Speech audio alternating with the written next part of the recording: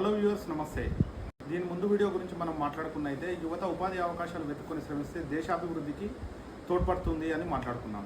దీనికి కొంతమంది మిత్రులు ఇచ్చిన కామెంట్స్ చూసినట్లయితే నిజంగా యువతకి ఉద్యోగ అవకాశాలు ఎవరు ఇస్తున్నారు?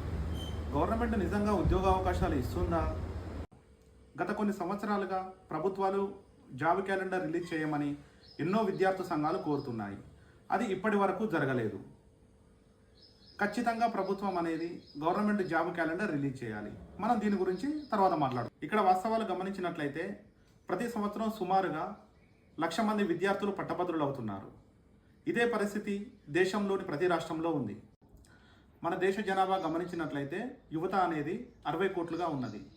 ఇక్కడ కేంద్ర రాష్ట్ర ప్రభుత్వాలు కలిపి ఇచ్చే ఉపాధి కల్పనలో భాగంగా 100కి ఇద్దరికి మాత్రమే ఉపాధి అవకాశాలు ఇవ్వగలరు. దీనిని పర్సంటేజ్ వైజ్గా చూస్తే 2% మాత్రమే ఉంటుంది.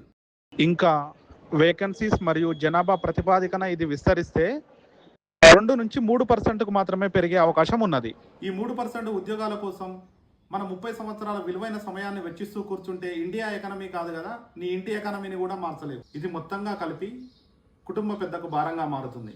మిగతా 97% యువతకి ప్రభుత్వ ఉద్యోగం లేకుంటే మనిషికి మనుగడ లేదా కాదనే నేను అంటున్నాను.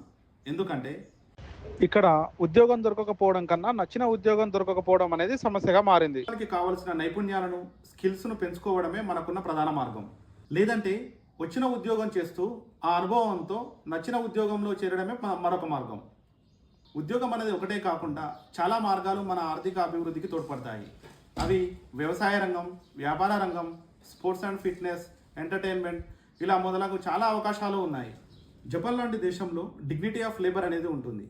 ఇర్రెస్పెక్టివ్ ఆఫ్ ఎనీ డిసిగ్నేషన్ ప్రతి ఒక్కరికి సమానమైన గౌరవం ఉంటుంది. ఇలాంటి గౌరవం ఉండటం వల్ల యువత ఏ జాబ్ అయినా చేయడానికి ముందుకొస్తారు.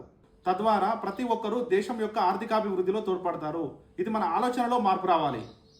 ఇలాంటి మరిన్ని వీడియోస్ కోసం మీ ఛానల్ని సబ్స్క్రైబ్ చేసుకోండి. మీ నగేష్ యాదవ్.